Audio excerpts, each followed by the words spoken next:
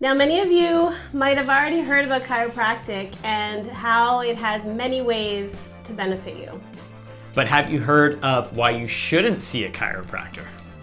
On today's video, we're actually going to go through that. We're going to go through the top 5 reasons not to see a chiropractor. Hi, I'm Dr. Josh. Hi, I'm Dr. Kristina, and we're chiropractors in Newmarket, Ontario, Canada. Welcome to our channel. Be sure to hit the subscribe button and click the bell icon to be notified for every time we put up a new video. So let's get on with the show. Great, so now we're going to go into it. We're going to go through our 5 top reasons why you should not see a chiropractor. Dr. Josh? Number 1, you love taking medications.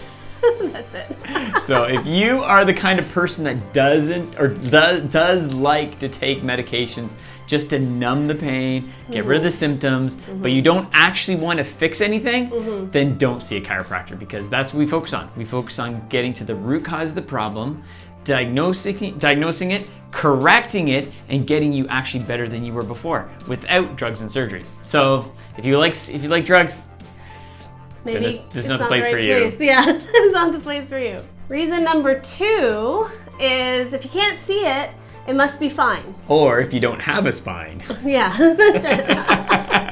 That's it. Because I mean, a lot of the time we're focused on the front side of our body. Yes. You know, our face, the front, you know, anything that we can see in a mirror that we're used to looking at. We're like, oh yeah, okay, that's fine. Like, and people just ignore really or forget about their spine, as if, you know, maybe they don't have one, but everybody does have one. And so, you know, if you have a spine, it is important to get it checked regularly and see if there's, you know, anything going on there. People just forget about it. It's like when, you know, I see people working out at the gym, you know, and they're always focused on the front part of their body, building that up because that's what they see.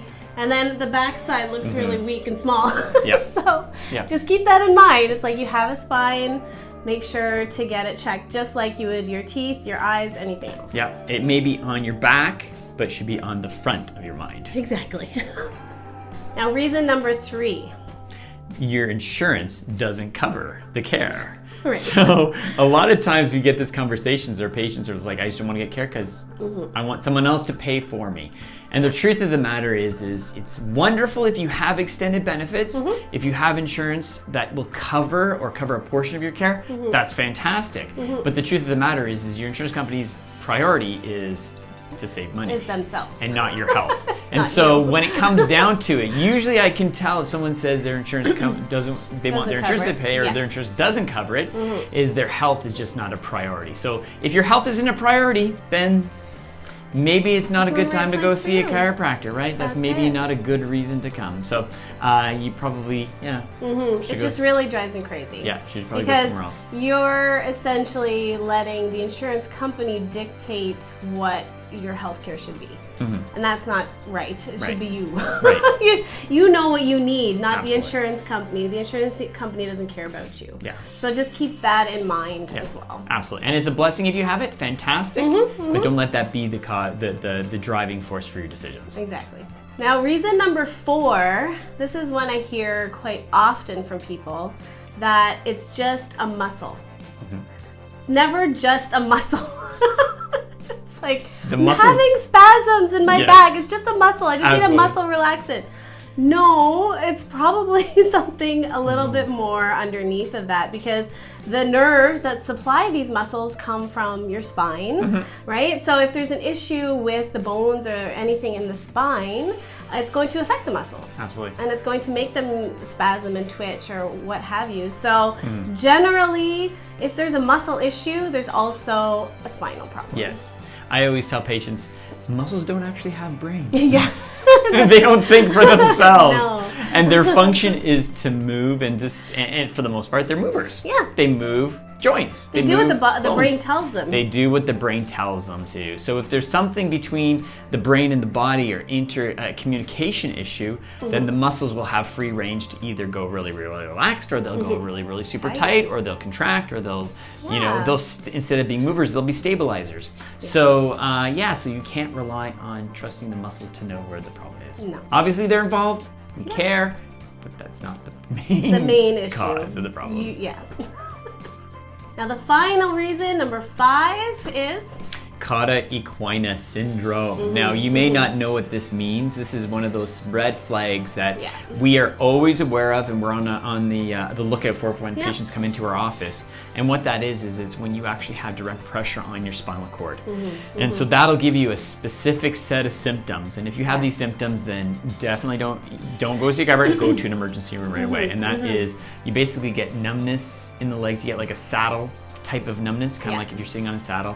But the biggest tell is you basically have incontinence, you lose function of your bladder and your bowel. So and it's not like you just go, it just means you can't move anything. No. Everything's just basically stuck. So usually it causes bloating and discomfort, like and you're like, I just can't go. Like, more than just constipation, it's a